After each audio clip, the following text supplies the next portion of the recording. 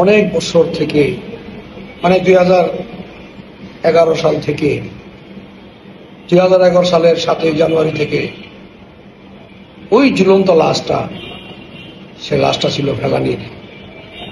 আমাদের প্রতিবেশী দেশের বিএসএফ তাকে গুলি করে পাখির মতো হত্যা করে ওই কাঁটাতারের বেড়ার মধ্যে ঝুলিয়ে রেখেছিল।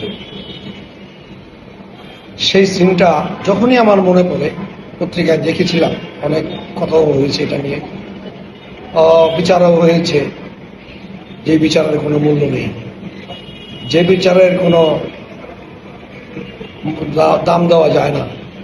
নিজের ইচ্ছা মতো নিজের দেশের সেই সৈনিককে খালাস করে দিয়ে যেভাবে ভারত একটা ঘৃণিত অপরাধের, ঘৃণিত একটা বিষয়ের দামাচাপা দিয়েছিল, একটা পাখির মতো মানুষ মেরে, সেই কথাটা মনে হলে আমার খুব কষ্ট লাগে। ফালানির সেই দৃশ্যটা, সেই ছবিটা, ঝুলন্ত ছবিটা আমার ঘুম কেড়ে নেয়, আমার মানবতাকে নাড়াচাড়া দেয়। কি করে সম্ভব? এরা না আমার বন্ধু দেশ, এরা না আমার বন্ধু?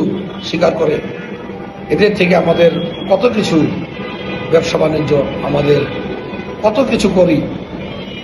সেই দেশের একটা সৈনিক আমার দেশের একটা জনগণকে এইভাবে হত্যা করে ঝুলিয়ে রাখা। এরপরে তো কত হত্যা হয়েছে, বিভিন্নভাবে বিভিন্ন উপায়ে অনেক হত্যা হয়েছে, অনেক হত্যা।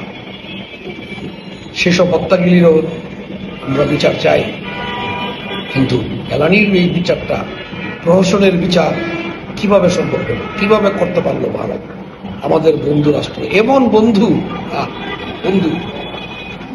এই ফেলানির বিচার পুনরায় একদিন না একদিন আবার কিন্তু হবে, সেটা আমার দৃঢ় বিশ্বাস। আমরাই করব সেই বিচার।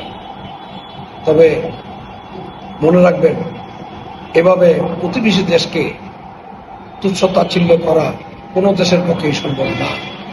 প্রিয় বন্ধুগণ, ফেলানি হত্যার পুনঃ বিচার দাবি রেখে আমি শেষ করছি। আসসালামু আলাইকুম ওয়া রাহমাতুল্লাহি ওয়া বারাকাতুহু।